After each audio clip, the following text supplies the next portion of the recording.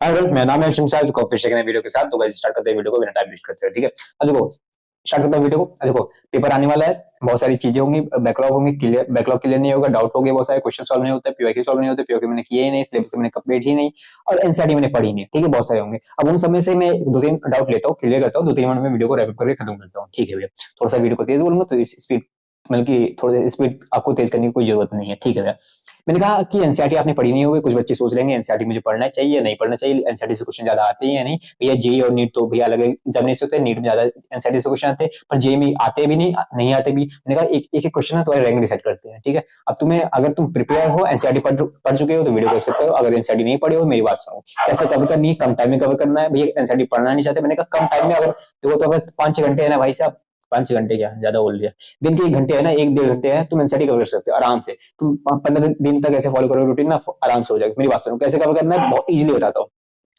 तुम्हें खोलना है क्या, चैट जीपीटी खोलना है। ठीक है भैया, चैट जीपीटी। अब इसको तुम अच्छा से अच्छा तरीके से थोड़ा सा गाइड करना है, इसको बोलना कि मुझे मान लो कोई चैप्टर हुआ केमिस्ट्री का, एक चैप्टर लिया मैंने, इनऑर्गेनिक केमिस्ट्री का, ऑर्गेनिक केमिस्ट्री का एक चैप्टर लिया। मैंने उससे बोला, पहला पहला क्वेश्चन मेरा उससे ये था कि तुम मुझे ये बताओ जितने टॉपिक एनसीईआरटी, ये बताओ कि इस चैप्टर से, चैप्टर नंबर 1 से, इस चैप्टर से जितने जिस जिस टॉपिक से एनसीईआरटी के क्वेश्चन बने हैं पीवाईक्यूज में और इंपॉर्टेंट है और फ्यूचर में बन सकते हैं, वो टॉपिक बता दो। ठीक है भैया, वो टॉपिक्स बता दो। पहले वो टॉपिक लिख लेना। अगर तुम टॉपिक्स पता चल गया ना, हाँ, अगर तुम इसके आगे तुम प्रोसीड नहीं कर पाते, अगर जो क्लास पढ़ना है तुम ये टॉपिक किताब से पढ़ोगे। ठीक है ना, इतना क्लियर है। और ये अगर इसके आगे क्या प्रोसेस है, क्या आप बताना चाहते हो, थोड़ा सा आप सजेस्ट सुन लो, मेरी बात सुनो। इस टॉपिक को क्या करना है, इतना टॉपिक पता चल गया, ठीक है। दोबारा तुम इसे पूछना कि जितने क्वेश्चन बने हैं पीवाईक्यूज में, या तो तुम मुझे एनसीईआरटी की इस चैप्टर को समराइज में ऐसा दो, या समराइज में मेरे सामने प्रेजेंट करो एक पीडीएफ फॉर्मेट में, ऐसा तुम उसको सजेस्ट करोगे। पीडीएफ फॉर्मेट में करो जिसमें कि पिछले जितने क्वेश्चन बने हैं वो सारे क्वेश्चन इन पैराग्राफ फॉर्म में, तो वो देगा तुम्हें पीडीएफ में, उन सब में कंबाइन होगा, उन सब टॉपिक में कंबाइन होगा। और जो इनमें से इंपॉर्टेंट लाइन जो एनसीईआरटी की बन सकती है उस पीडीएफ में रहेगा, उस वो पीडीएफ तुम मुझसे मांगोगे। ठीक है, इस चैप्टर का चैप्टर नंबर, जो चैप्टर रहेगा, चैप्टर नंबर 1 रहेगा, उसी चैप्टर का मांगोगे उससे। ठीक है ना, आई थिंक क्लियर हुआ कि तुम मुझसे बोलोगे कि मुझे इस चैप्टर का पूरा एनसीईआरटी समरी दे दो। ठीक है, एनसीईआरटी समरी के बाद जितने इंपॉर्टेंट टॉपिक होते हैं वो टॉपिक दे दो, जिन जिन से क्वेश्चन बने हैं। ठीक है, ये हो गया। दूसरा चीज हो गया। तीसरा चीज क्या होगा, तुम मुझसे बोलोगे कि जितने, अब तुम मुझे सीक्वेंस वाइज में इस चैप्टर के जितने बने हैं, जितने पीवाईक्यूज आए हैं एनसीईआरटी वाली, सिर्फ एनसीईआरटी लाइन से आए, वो पीवाईक्यू दे दो। वो हो गया भैया, ठीक है। तीसरा हो गया। चौथा क्वेश्चन तुम मुझसे बोलोगे कि अब मुझे तुम वो ट्रिकी क्वेश्चन दे दो जो इस चैप्टर से एनसीईआरटी से आए हैं, ट्रिकी क्वेश्चन। हाँ भैया, वो हो गया। अब तुम पांचों बोलोगे जो टफेस्ट ट्रिकी क्वेश्चन है जो आ सकते हैं, एक्सपेक्टेड है, तुम उसे दे दो। ठीक है भैया, ये हो गया। अब ये सब करने में तुम्हें टाइम ज्यादा नहीं लगेगा। ठीक है, बस ये कर दो तुरंत आंसर देगा, ये करोगे तुरंत आंसर देगा। ठीक है भैया, अब सबको पीडीएफ एक बना ली, वो यार पीडीएफ बना दो। अब पीडीएफ बना, वो नहीं बनाया, तुम गूगल अपना लैपटॉप खोलना, गूगल डॉक पे जाना, आराम से बना दिया। ठीक है भैया, ये हो गया। ठीक है, उसके बाद तुम बोला भैया अब कुछ एक्सपेक्टेड पीवाईक्यू जो टफेस्ट होते हैं, जो एनसीईआरटी से बन सकते हैं, वो साइड दे दो, वो साइड लाइन वाइज दे दो। ठीक है, उन सबको तुम पढ़ लेना। ठीक है, पढ़ लेना, एक चैप्टर तुम्हारा खत्म हुआ। ठीक है भैया, चैट जीपीटी अगर आंसर सही नहीं देता, मैंने कहा चैट जीपीटी ग्रोक ले लो, ग्रोक अच्छा यूज करता है। चैट जीपीटी कुछ ही देर तक आंसर देता है, उसके बाद कहता है परचेज करो, वो नया मतलब इसका सब्सक्रिप्शन परचेज करो, तुम ग्रोक को यूज कर सकते हो, तुम जेमिनाई यूज कर सकते हो, पर आंसर थोड़ा सा ये सही देगा और ग्रोक देगा। जेमिनाई पे थोड़ा सा मत जाना। अब जेमिनाई अब अलग अलग हिसाब से होता है। ठीक है, अब मैं जितना जो जो यूज करता हूँ वो बताता हूँ। ठीक है ना, तुम ये कर देना। ठीक है, एनसीईआरटी से कवर करनी, ठीक है, ये कर लेना। ओके, पीओ किस करना है, कैसे करना है, पी बाई क्यू। भी मान लो हमारा सिलेबस कंप्लीट है, मान लो सिलेबस भी इनकम्प्लीट है, अगर हम चाहते हैं हर चैप्टर को कवर करना, कैसे करें। मान लो तुम्हें एक चैप्टर आता है, पहली बात देखो, एक चैप्टर आता है, एक बच्चे को एक चैप्टर नहीं आता, तो उनको पीवाईक्यू करने का कैसा तरीका होना चाहिए। मेरी बात सुन, इसको चैप्टर आता है, इसको चैप्टर नहीं आता। ठीक है, इसको चैप्टर आता है, इसको चैप्टर नहीं आता, हमें इसको पीवाईक्यू कराना है, इसको भी कराता है। तुम्हें आता है, ठीक है भैया, तुम क्या करो, पीवाईक्यू के क्वेश्चन मांगो, बोलो इस चैप्टर के मुझे जितने टाइप के क्वेश्चन बन सकते हो। वो बोला कि 2, 3, चार टाइप के क्वेश्चन बनेंगे इस चैप्टर से, 4 टाइप के बनेंगे, 4 टाइप के बने हुए हैं, फ्यूचर पास्ट में बने हुए हैं, प्रेजेंट में बनेंगे, फ्यूचर में भी बनेंगे। इन्हीं 4 टाइप से क्वेश्चन बनते हैं। मैंने कहा 4 टाइप के सारे क्वेश्चन मुझे दे दो भैया। ये टोटल में आके 5 क्वेश्चन ये आया है फ्यूचर में, मतलब पास्ट में ये आया है, 10 क्वेश्चन ये आए थे पास्ट में, मतलब 10 पीवाईक्यू इसके हो गए। अब भैया इस टाइप के ये 15 हो गए, इस टाइप के भी ये 10 हो गए। मैंने कहा टोटल कितने हो गए भैया, 10, 20, 40 हो गए भैया, टोटल 40 क्वेश्चन हो गए। मैंने कहा तुम एक काम करना, इसके 2 क्वेश्चन लगाने, इसको 2 क्वेश्चन लगाने, इसके भी 2 क्वेश्चन लगाने, इसको भी 2 क्वेश्चन लगाने, इसके भी 2 क्वेश्चन लगाने। ठीक है, इन सबके 2 क्वेश्चन हो गए, 2, 2, 4, 2, 6 क्वेश्चन हो गए, 4, 8 क्वेश्चन हो गए। हाँ भी 8 क्वेश्चन हो गए। मैंने कहा तुम 8 क्वेश्चन लगा लोगे, तुम्हें 40 क्वेश्चन करने की जरूरत नहीं होगी, क्योंकि अगर सब जो टाइप रहेगा भैया वो तो सेम रहेगा। मैंने कहा हाँ, टाइप तो सेम रहेगा, तुम ये 2 क्वेश्चन करोगे तो ये भी हो जाएगा तुमसे। हाँ ठीक है, तो भैया क्या करना चाहते हो? मैंने कहा तुम्हें ये करना है, ठीक है, ये सारी चीजें करना है, तुम्हें 8 क्वेश्चन करना है, तुम्हारी 40 टाइप कवर होंगे। हाँ, पर याद रखना तुम सीक्वेंस वाइज करना, हर टाइप के ऐसे करना, तो इससे क्या होगा ना तुम्हें, और हर टाइप करने के बाद तुम टिक मारना है, टिक मारना, ठीक है, इससे क्या कॉन्फिडेंस। मैंने कहा ये कॉन्फिडेंस बूस्ट क्या मतलब, हमें आता ही नहीं। देखो मेरी बात सुनो, चैप्टर तुमने पढ़ रखा है, पहली बात कॉन्फिडेंस चाहिए तुम्हें। सबसे बड़ी चीज तुम्हें एग्जाम बैठने के लिए कॉन्फिडेंस चाहिए। अगर तुम्हें सब कुछ आता है कॉन्फिडेंस नहीं आता, तो पेपर में प्रेजेंट अच्छे से नहीं कर पाओगे, ठीक है, पहली बात तो तुम ये सारी चीजें ध्यान रखना। ओके ना भैया? हाँ भैया, चीज ध्यान रखिए। पहले दूसरी बात, बच्चों को ये चैप्टर आता नहीं, मान लो ये चैप्टर नहीं आता, वो कैसे करें?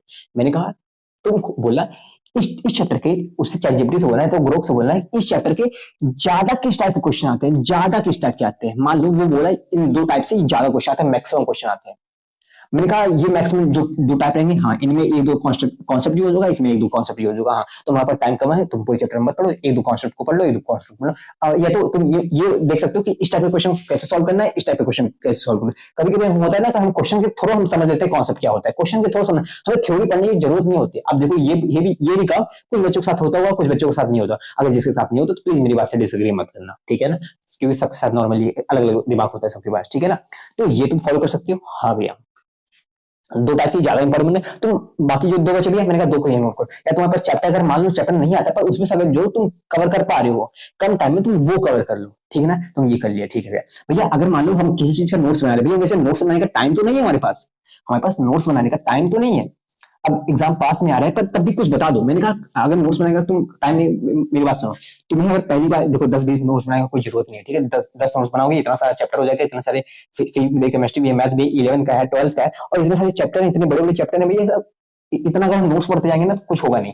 तो ये क्या मैं कहना क्या, मेरा तुम्हें नोट्स बनाना है सिर्फ एक बार। अगर तुम स्टार्टिंग कर रहे हो, अगर तुम अप्रैल में होते तब मैं कहता तुम्हें 2 बार नोट्स बनाने हैं भैया, ठीक है। अगर तुम अप्रैल में होते तब कहते हैं एक बार फुल नोट्स बनाओ, एक बार फुल नोट्स बनाओ, फिर तुम्हें कैसे शॉर्ट नोट्स बनाने हैं वो बताता हूँ, ठीक है। पर अभी के लिए अगर मान लो कोई चैप्टर तो हम वन शॉट से पढ़ रहे, वन शॉट सबसे बड़ी बेकार चीज होती है। वन शॉट मान लो, ठीक है, टाइम है जो भी, सबका अलग अलग टाइम होता है, सबका अलग अलग दिमाग होता है, सब अलग तरीके से समझते हैं, तो आप वन शॉट कर सकते हो। मान लो आप वन शॉट कर रहे हो, आप नोट्स नहीं बना, देखो वन शॉट करोगे, नोट्स ना बनाओगे ना तो तुम पूरा डूब जाओगे। अगर वन शॉट कर रहे हो, मान लो सबसे बेकार चीज होती है वन शॉट करना, क्योंकि वन शॉट कराते सिर्फ व्यूज के लिए, लोग सिर्फ व्यूज के लिए कराते हैं। जितने भी बड़े बड़े ये क्रिएटर्स हैं वो व्यूज के लिए कराते हैं वन शॉट। भैया लास्ट दिसंबर में वो सिर्फ बेसिक बेसिक चीजें कराएंगे, डिफरेंस कराएंगे, ये कराएंगे, ऐसे कराएंगे, 5 क्वेश्चन करा देंगे। पता है वो सिर्फ व्यूज के लिए कमाते हैं, कुछ ऐसा नहीं है। उसी में देखो 2-2 मिलियन 3 मिलियन व्यूज रहेंगे, ऐसा कोई दिक्कत नहीं है, ठीक है। अब देखो ठीक है, मान लिया तुम वन शॉट कर रहे हो, तो वन शॉट करने में तुम्हें नोट्स जरूर बनाना है। नोट्स कैसे बनाने, भैया 2 चीज करना।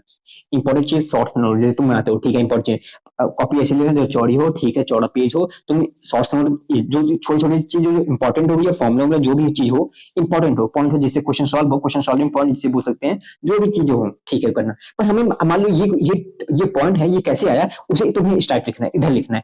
मान लो छोटा सा डेरिवेशन है जिसके थ्रू क्वेश्चन सॉल्व होते हैं, छोटा सा ये है कि इसका रीजन ये क्यों आया, यहाँ पे तुम लिख देना, बीच में से डिवाइड करना पेज से, तुम यहाँ पे लिख देना, फिर यहाँ पे लिख देना। मतलब मान लो तुम्हें करना क्या है, पढ़ते वक्त तुम्हें ये लाइन पढ़ना है, इधर वाला पढ़ना है, इधर वाला साइड तुम्हें पढ़ना है, इधर वाला थोड़ा सा इग्नोर करना है। पर अगर कहीं फंसे तो तुम यहाँ देख सकते हो। अगर तुम 10 नोट बनाओगे, ये 2 नोट डिवाइड कर लोगे, तुम्हारे लिए बोरिंग हो जाएगा, हेक्टिक हो जाएगा, और तुम्हारे दिमाग में ऐसे बैठेगा। हर चीज बहुत तेज बोल जा रहे हो हर्षित, मैंने कहा हर चीज तुम्हारे माइंड पे डिपेंड होता है, ठीक है। तुम्हें अगर 10 नोट्स बनाओगे तुम्हें लगेगा बहुत सारे नोट्स बना लिए, तुम्हें अगर 1 नोट्स बनाओगे यार तुम्हें लगेगा यार एक ही नोट्स तो है। बस सब कुछ दिमाग का खेल होता है। तुम दिमाग को अपने आप को कैसे बैलेंस करते हो, वही सबसे बड़ा इंपॉर्टेंट चीज होता है, और वही हमारे कॉन्फिडेंस को बूस्ट करता है। I think it is clear. Notes बनाना, ठीक है, जो भी भैया नोट्स कैसे बनाए, रिवाइज कैसे करे, ये करे, ये सारी चीजें तुम्हारे माइंड में है, ये सब सारी चीजें तुम्हें पता है। बस मुझे अगर बताना होगा तो मैं ये जब बताऊंगा, तुम एक्शन लो, तुरंत सॉल्व करना, तो तुरंत स्टार्ट कर दो क्वेश्चन प्रैक्टिस करना। हाँ, क्वेश्चन प्रैक्टिस करना बिल्कुल छोड़ना मत। क्वेश्चन पीवाईक्यू को टाइप वाइज कवर करना है, ठीक है ना, कैसे होता है वैसे करना। एनसीईआरटी को कैसे कवर करना है, ऐसे करना है। नोट्स को कैसे बनाना है, ऐसे बनाना है। और कोई डाउट हो, रिवीजन कैसे करना है। मेरे ख्याल रिवीजन करते वक्त और क्वेश्चन प्रैक्टिस करते वक्त और ये सब काम करते वक्त तुम एनसीईआरटी पढ़ते वक्त लेक्चर मत देखना लाडली। तो मान लो 4 घंटे का लेक्चर हुआ, उसने कहा कि इस चैप्टर को मैंने कवर करा दिया एनसीईआरटी लाइन बाय लाइन, ऐसे लिख के देखा NCERT cover line by line, JEE में से जेईई एडवांस नीट के लिए जो भी हो जाए मत देखना, वो सब व्यूज के लिए होता है। क्या मतलब, जो ऑफलाइन वाले बच्चे होते हैं ना, वो कभी ये सब नहीं पढ़ते। अगर उन्हें एनसीईआरटी पढ़ना होगा वो तो किताब से पढ़ लेंगे, तो या कोई स्मार्ट स्ट्रेटजी अपनाते हैं। अगर तुम लेक्चर देखने लगोगे 4 घंटे, देखिए 4 घंटे नहीं लगेगा, अगर 4 घंटे का लेक्चर है 5-6 घंटे लग जाएगा, 5-6 घंटे लग जाए, तुम्हें लगेगा पढ़े हो, पर तुम पढ़े भी नहीं होगा, क्योंकि तुम पढ़े नहीं हो, तुम उसका नोट्स नहीं, मैं तुम सिर्फ विजुअल आंखों से देखे हो, तुम्हारी एक ही जो सेंसेस है वो काम किए हैं बस, और कोई सेंसेस काम नहीं किए, कभी कभी तुम इधर देख रहे हो, कभी कभी इधर, कभी तुम थक जा रहे हो, वीडियो को पॉज कर दे रहे हो, ठीक है कोई बात नहीं, तुम अगला चैप्टर पढ़ोगे, उसका नोट्स बनाए वो भूल जाओगे, अगला चैप्टर पढ़ोगे वो भूल जाओगे, नोट्स तुमने बनाया नहीं है।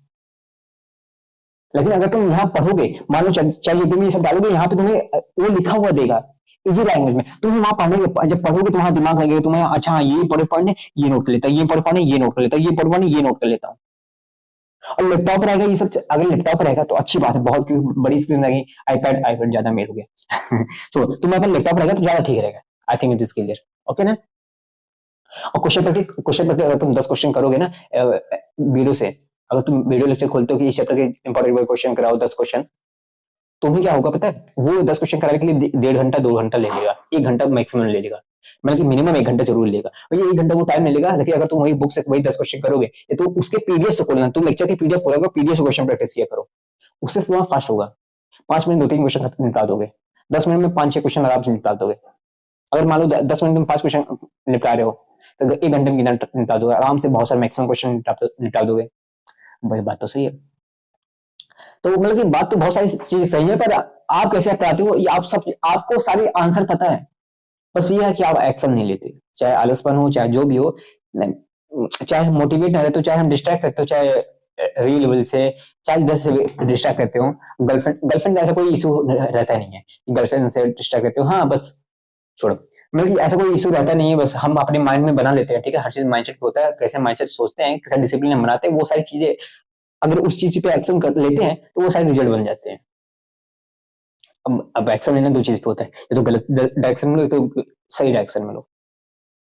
रील देखते हैं, देखो रील देखने से तुम्हारी थिंकिंग बढ़ नहीं पाएगी, रील देखने से तुम्हारी थिंकिंग डिजॉल्व हो जाएगी, इवॉल्व नहीं होगी, कभी नहीं होगी। तुम रील बंद करो, तुम्हें ऐसा लगेगा तुम ज्यादा सोच पा रहे हो।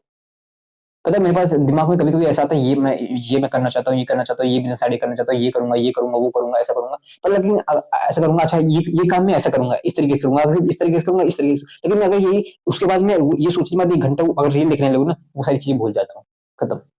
अब सबके अलग अलग चीजों के, ठीक है, जो आपको अच्छा लगा वो चीज ले लेना, जो आपको नहीं अच्छा लगा वो चीजें छोड़ देना, लेकिन किसी की बुराई अच्छाई नहीं, तारीफ मत करना, मतलब तारीफ कर सकते हो, बुराई मत करना, ठीक है। हमें हर चीज हमारे माइंडसेट पे होता है, ये डिपेंड करता है क्या क्या हम लेते हैं क्या नहीं लेते, ठीक है ना। तो मिलते हैं नेक्स्ट वीडियो में, डाल देना कुछ अगर और चीज चाहिए हो तो मैं बता दूंगा, ठीक है। I think it is clear.